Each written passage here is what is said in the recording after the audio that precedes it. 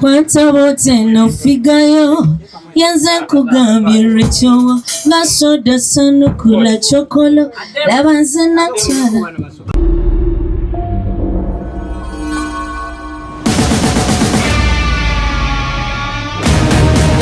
Koralero enakuzomwezi ziri mmeka abere mwenda press conference ya muyimbi munange mbalabe nga kigenda kubaluma munaye mukwano very soon omukulu yakamala okuyimba ngenda mu studio kuyimba press conference ya Rachel Namiro aina show enakuzomwezi nya ku Papa Sport onakora lero asazeewo akole press conference asobola okugamba abawagizi babatanna bakutegeera oba abategeddeko naye nga tebannakuba kunyikiza nsonga bategeere nti ennaku z'omwezi nga nnya ku Papa Sport keerako obukeezi yangu gula tiketi yo table weziri ne VIP kutandikira ku mutwalo 3 VIP emmeeza yakakadde so onakora lero agenda kubanga atubulira enteekateeka eri etya banja abamwolekeddeko buli omu agenda kubanga atubulira erinnya lye naye mu byonna tugenda kusooka tusabeko oluvannyuma tweyongereyo ani atuwa essaala bannamawulire oba Robert Rota Alisha Busuulu Robert Rota kale katusabe ayi Mukama Katonda gwe yatonda eggulu n'ensi tukwebaza tukugulumiza tukuwa ekitiibwa oli wattendo oli w'amaanyi tukwebaza olw'olunaku luno nga lwe lumu ku nnaku ze wateekateeka ze wamanya buli kimu ekigenda okubeerawo nga ffe tetunaana kukimanya era tusaba buli ekigenda okuteekebwa mu maaso okiseeko omukono gwo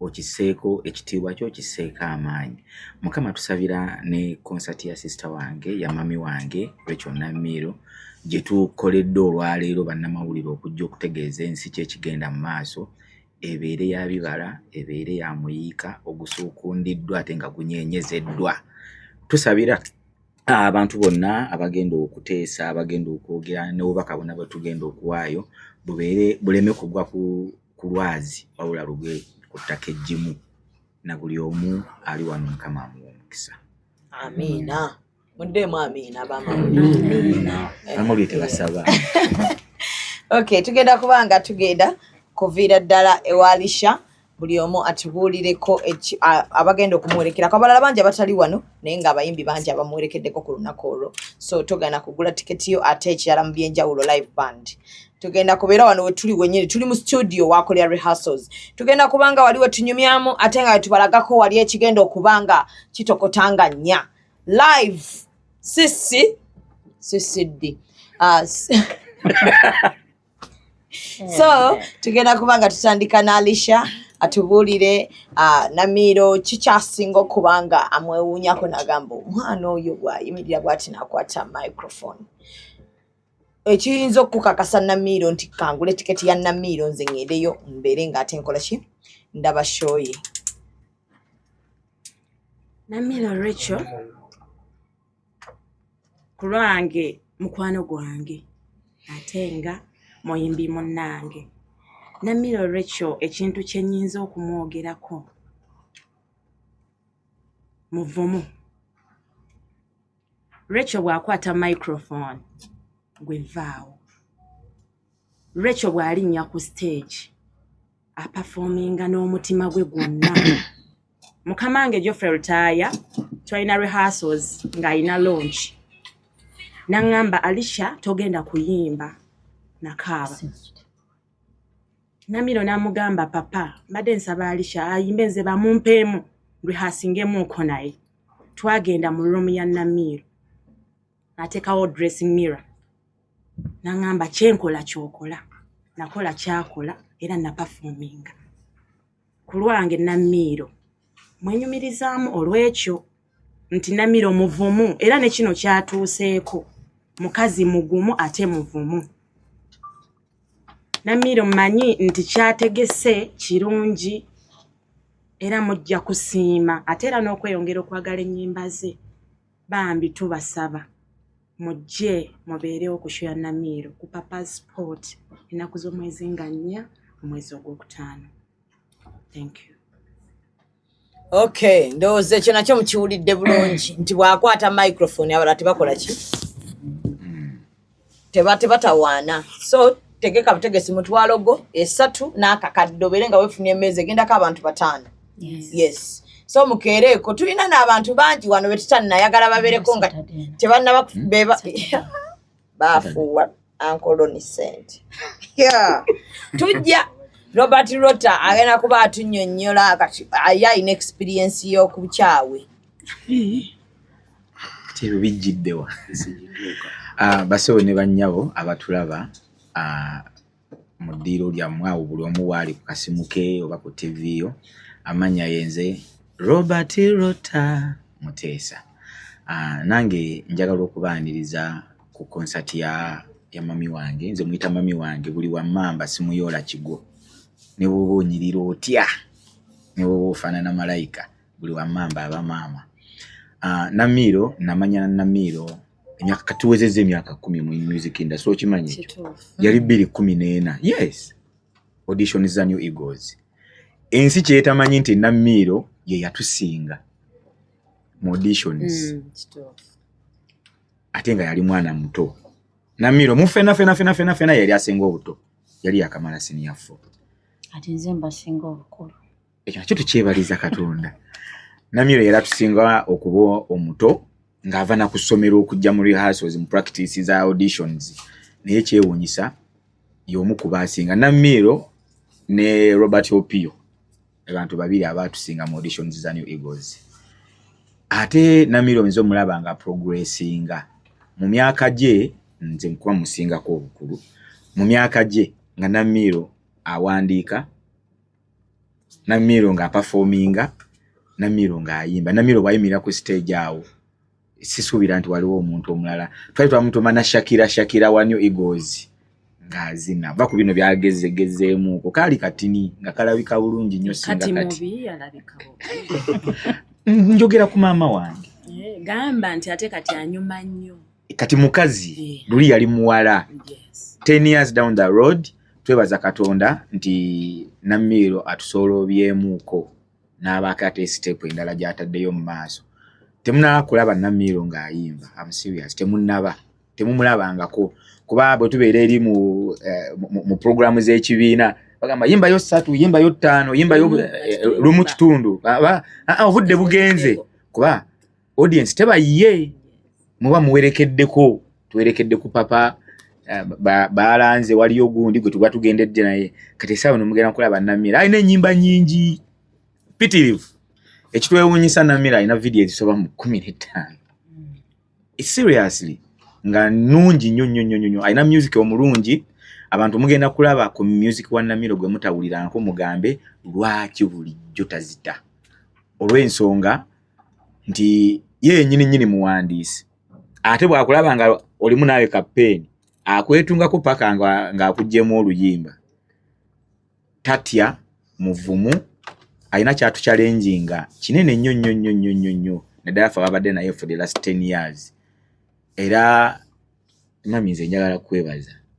Manyi buli muntu abeerako n'ekimu challenginga. Tuchallengingiwa ebintu ebyenjawulo ne Namiiro mukazi muvumu, mukazi muyimbi, ate tatya wagamba nti awo ngenda kuyitawo ne wogamba nti waliwo ekisaanyi abajja kuyitawo. Ebisigadde bijja naga kyanjokyezza wano naye nayiseewo. So oyo ye Namiiro gwe mmanyi. Okay. Namiiro azannya ne firimu. Alina ekibiina kya firimu.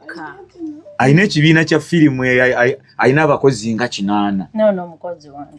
Ate era ye yeewandiika. Ate nga firimu yaziwandiika. So ne papa mukozi we y'omu ku baazannyisa mu kibiina kye. So kati Namiiro temumumanyi nnyo. Bayiraba abantu basirikidde ebitone bingi.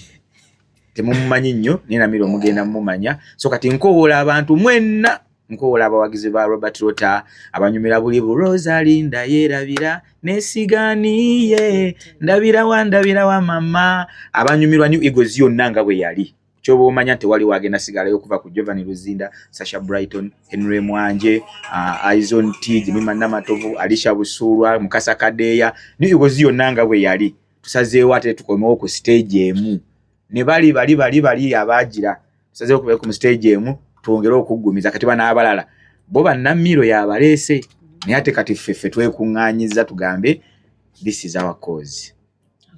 Thank you. Okay. Ebigambo bya Robert Rota bannamawulire mubiwulidde bulungi nnyo n'omunnayuganda ali ku TV oba ali ku simu y'essaawa zino ng'oli mu kulaba. Tulina papa awerekeddeko Namiro olunaku olwaleero ku press conference eno. Omukulu Ronald Mayinja eyakava mu Kivulu ku Serena n'Ekibooga asazeewo n'agamba ye mwana muto katumuwerekereko katumubeererewo. Agenda tuwaayo obugambo kamu bubiri busatu ku mwana muwala n'Ekivulu. Atukoowolere ne kuba wagizi be bajje beeyiwe ku Papa's Sport. Bannange abalabi mwena buli okumu okusinzira gy'alabira ennaku z'omwezi 4 lwe Lwomukaaga luno tugenda kuba ku Papa's Sport wano e Makindye nga tuwagira mwana muwala Rachel Namiro. Mbadde nsaba abantu Uganda tulina talents naye nga abantu tebazitegeera. Nze ono omwana ali mu bantu abatasobya gyendi. Tasobya. Buli kimu kyakola it's okay. Okusooka Namiro ono nsooka okumumanya namuwuliranga ewa Geoffrey Lutaya kuba ye menta we yamutandika. Yes. Kati waliwo ebiseera bwe saayimbirangamo kaninga oba atayimbirako ddala. Ekyo ono yakola ekyo kyali kya buvumu ne mugamba wakikoze otya. Baamugula n'agenda ng'eyo Masaka, Kagadi, wa. Kati yayimiriranga n'abuuza abantu munyumiddwa music nti tunyumiddwa. Tugende maaso tunadde wano tujja kudda wano. Nero tudde wano ndeeta Ronald Mayinja ate ebintu ebyo abantu ebiseera ebyo. Waliwo effujjo nga tebaagadde ddala kuwulira kigambo Ronald Mayinja. Kati n'akola tuwa yali ya nzaawo n'ova obutasobya bwange tugamba nti kiki. Kaakati n'akola tuwa yali ya nnaku ndowooza oba mwezi kati najja n'aŋŋamba muzeeyi. Waliwo ewantu wali ssente zaffe kunze ogenda kyokolota. Nanga mbadde nnyimirira ku stage nga bwe mala okuyimba nga ŋŋamba abantu nzije ne Ronald Mayinja nga baŋŋamba ye. Ne mugamba okikoze emirundi emeka. Nangamba emirundi nga 3. Ne mugamba babako ku bacupa. Ne mugamba lwaki weesaddaaka. One kiri kyenkugenda nti teyali mu Golden. Yali wani wa Lutaya. Kati we yeesaddaaka ku ekyo ne ŋŋamba ne tugenda eyo. Omwami n'aŋŋamba ngenda kuwa miliyoni 3 buli show kuwa miliyoni ekyeki. Mwemu adezaabula naawe wamu nga mpa 780 but at least on that one nasobola okufunayo bukadde 2. Nentandika okukola ne Namiro nga bwe mpandiika naye ng'awandiika. Kati on top of that nafuna omukisa ogula ku performance ya Namiro. Natuula bwe nti ne ŋŋamba what opafominga bw'oti buli kaseera nembanga ne Namiro nga muyita jangu okole kino nze nga ne bondeka eyo ng'abala ne bagenda ndeka ne Namiro nga performing. So mbadde nsaba abantu ku Saturday gwe ne bw'obanga toyagala kuyitako ku Papa's jangu at least olabe biki abaana baffe bye baba basirikidde. Namiro nze ngenda kujja ku Papa's oba nnyimbi basiimye ne ngenda kuba katebe awo. Naye as a legend nina ebintu ebi w'osirwalira tugenda kukuwamba on stage kubanga ffe abayise abantu tujja kuba tutudde mu butebe. Kola bukozi music mubi vaayo tutekenga because band music tumina mistake. Okay? Yeah. Naye nsuubira abantu bajje balabe kye nalaba Namiro performinga azina amazina maganda yimba takoowa alina omutima ogwagaliza ali creative naye ebitone ebyo tetubifunye abaana bangi babirina. Mujje tubawagire mujje tubalage nti musobola mujje tusitule enzikiriza z'abaana bano. Nze ono omwana Namiro kwolwo yafuuka atasobya by the way nga kiriyo buli obuvumu wakozesa bungi Era wabungana. era nemukugana then two, yeah, because natuukayo neŋŋenda namuganzi mbadde manyi bwokula naye wano wooyingidde abantu ayidde ayinza okukuba eccupa abadde ayinza okuvuma it's your show but ovuma okozesa bungi which is okay now naye performance yo nze gye nalaba ensi egisubwa and two simanyi oba gy'otuwadde wano naye disappointing angako njagala okiranga eri ensi manyi omuntu anaalaba Namiro ku Saturday ku Papaazi nga 4 tagenda kuddamu kulaba Namiro mu ngeri gy'abadde amulabamu agenda muwanika. Namiro be bantu abasaana next show yegende ku Africana. Next show yegende ku Africana. So mpita abantu banaye ku Lwomukaaga luno mujje mulaba omwana ono tugenda kwewunya talent zetu tutulide tugenda kwewunya Uganda ina abaana music atekinga njogedde nnyo No. okay music atekinga ebintu bina omuntu okufuuka star naye ono abirina naye abamu ekisembayo kye bakulembeza music atekinga one discipline ye kusobozesa okutuula ne bakuyigiriza omuntu atalina discipline tolina kyomuwulirizaako then ekyokubiri atekinga production how you produce you perform kye bakuyigiriza then ekyo nakyo ekitekinga ekyokusatu netekinga esongo hit gy'oba ofunye then ekyokuna ne creativity kati omwana ono byonna abirina ekitawaanya abaana abamu olufuna oluyimba lwabuukira nga talina discipline talina performance nebagamba ayimba bulungi naye nze tanyuma ayimba bulungi naye sina kyemwongerako tawuliriza Katonda abirina tu ayina ebitone naffe bye tulina ate okuyiga. She's a performer. So tubeereyo ku Lwomukaaga tumwagire. Yes. Amina. Ebigambo by'omukulu Ronald Mayinja ffena tubiwulidde bulungi. Ennaku z'omwezi nga 4 tuli ku Papa Sport mujje tuwagire performer tasobya ew'omukulu Ronald Mayinja. Essaawa zino twagalayo obugambo kamu bubiri busatu okuva ewa Rachel Namiro akowoola abawagizi be bonna gye bali abasuubize ababuulire ebyenjawulo ebigenda okuba ku sheeyo naki kyotayina kubeera nga ate osikatira obeereeka kyogenda okusubwa singa osigalayo ewaka nga tozze ku Papa Sport ku Lwomukaaga luno.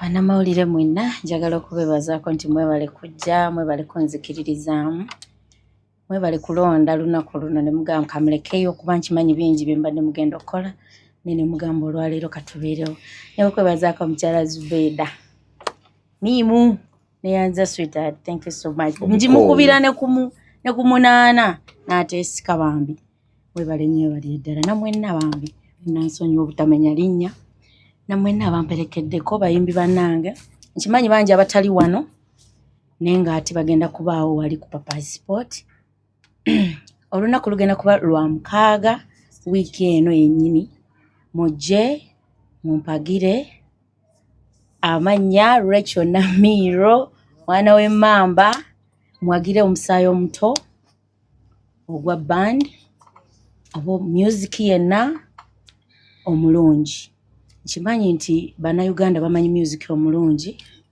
bawuliriza music omulungi era muliva ku mubi ne mudda ku mulungi kagiyiteyo emyaka emeka kawayitewo emyaka emeka pakati weewaayo emyaka 5 mu maaso bwe tusigala nga abayimbi abaliwo bayimba bye bayimba kale ne bitrendingamuuko naye nga ssente ntono naye ffe tubeerayo ne tukola ssente so music waffe kitegeeza mulungi ate nga abantu bamwagala so naffe tulina kwongeramu maanyi nakukwatira wamu nakubeera bumu so nga 4 Ogwokutaano ejja kubeera wali ku Papa Sport concert yange bagiyita kwata ku figa buli mukyala agirina namba figa ojja n'okola otya ogikwatako ate n'abasajja nammwe abagala ozikwatako era mugenda zisalawo nga ziri weziti so mujje mu bungi figa mujje mu bungi tunyumirwe nze neeyamye obba wa music omulungi neeyamye obba wa performance ennungi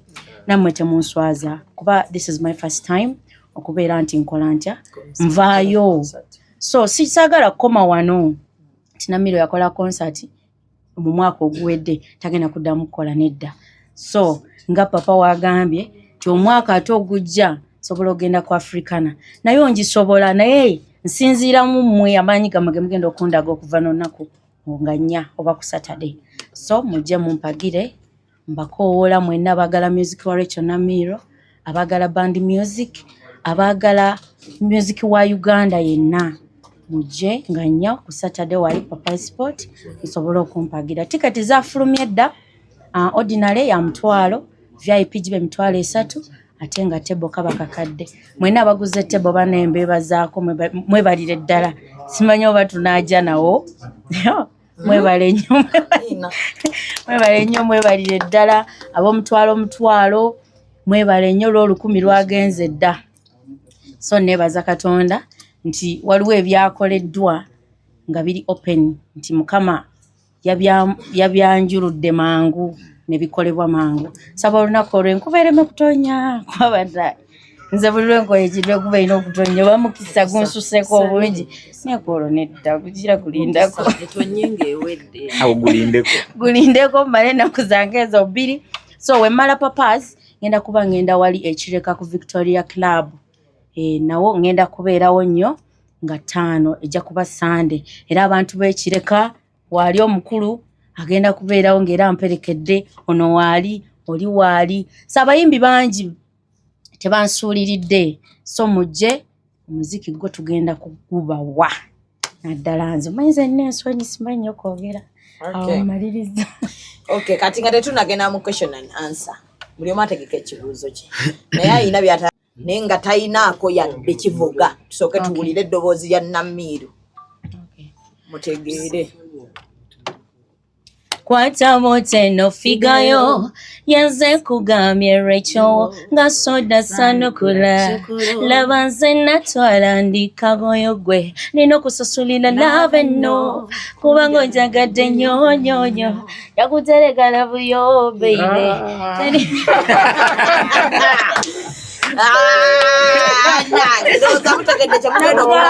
mwana muto alina n'ensonyi olina kikulu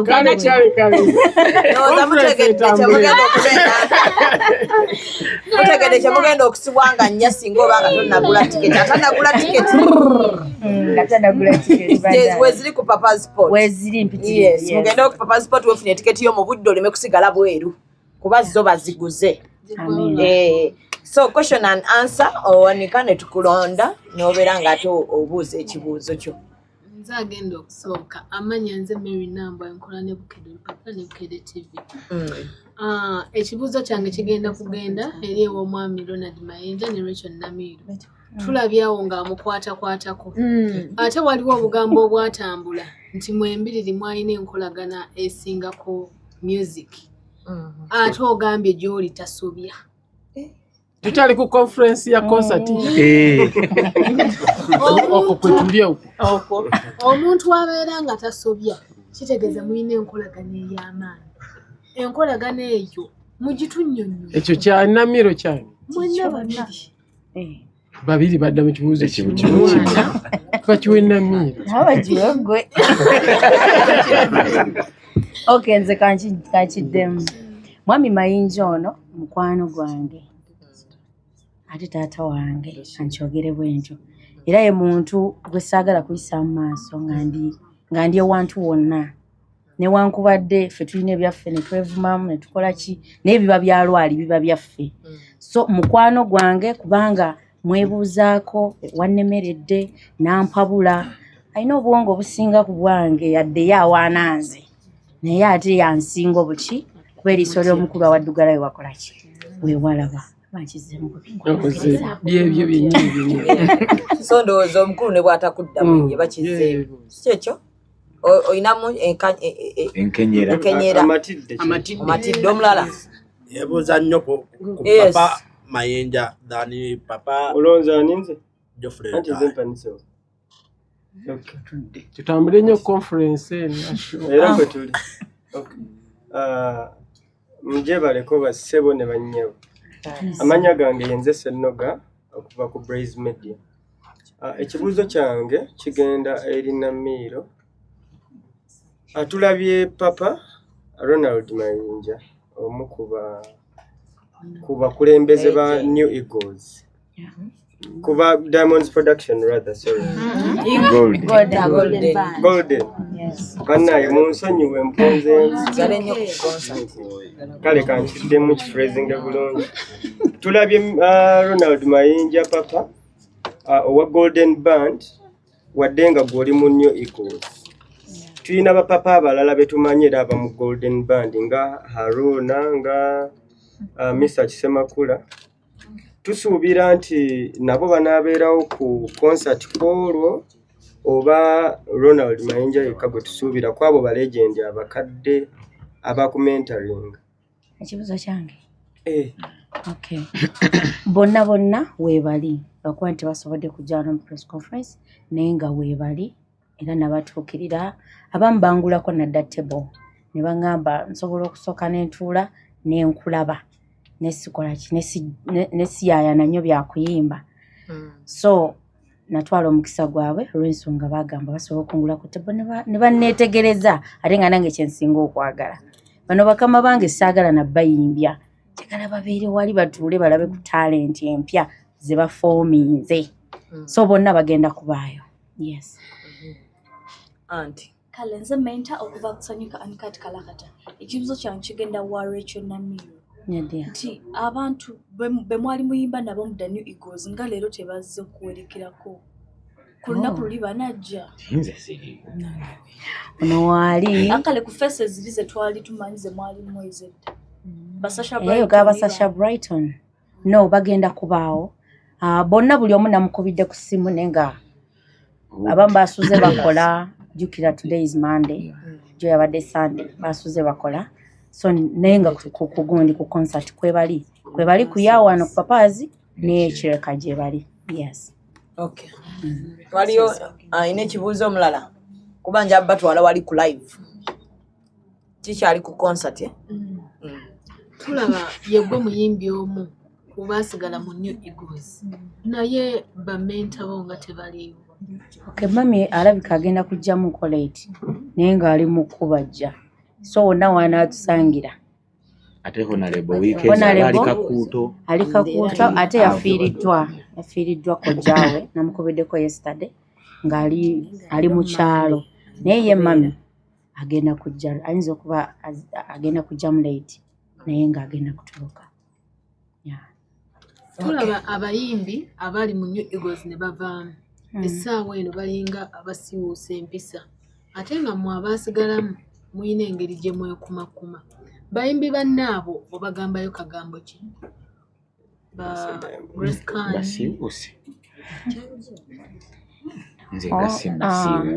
Basobola okubeera nti buli omu aba n'ebizibu bye mu ngeri gye simanyi ngeri gye nninza kinnyonnyolamu naye sijja kugamba nti basiiwuusa empisa.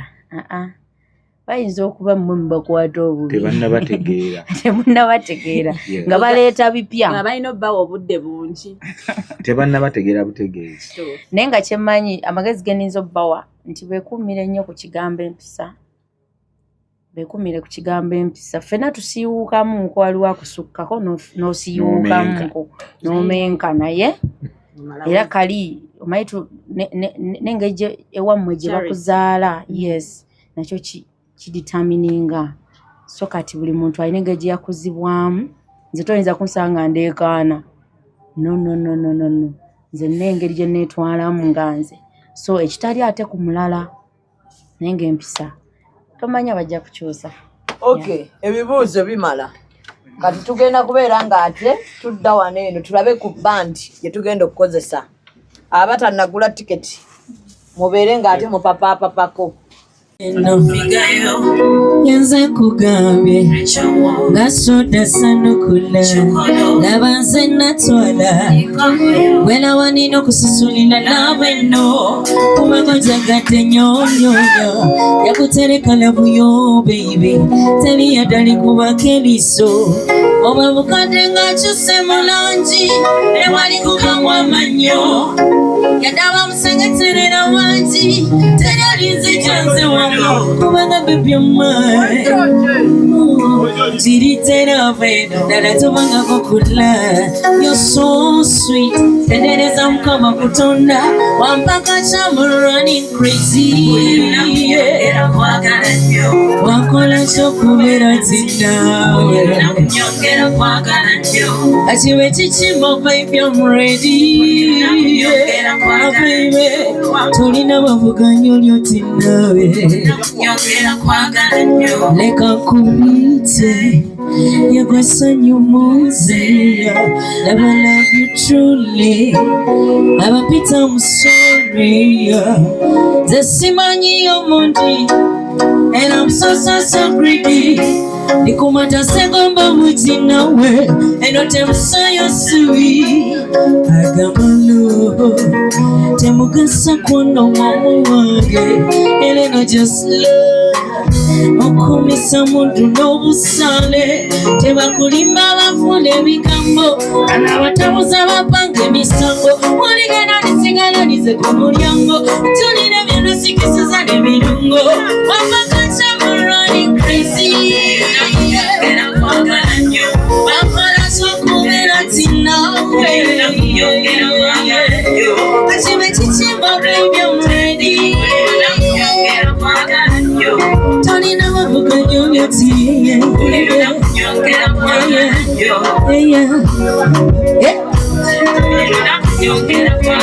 Rachel Namiro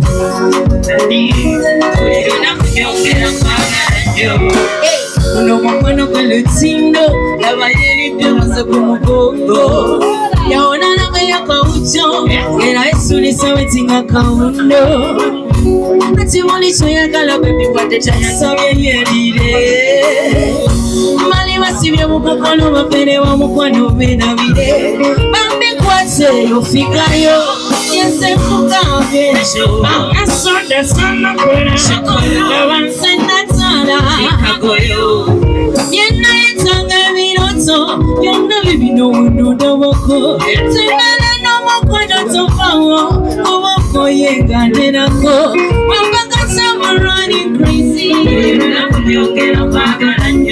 yakola kyokubera tinawe akiba kitima baby I'm ready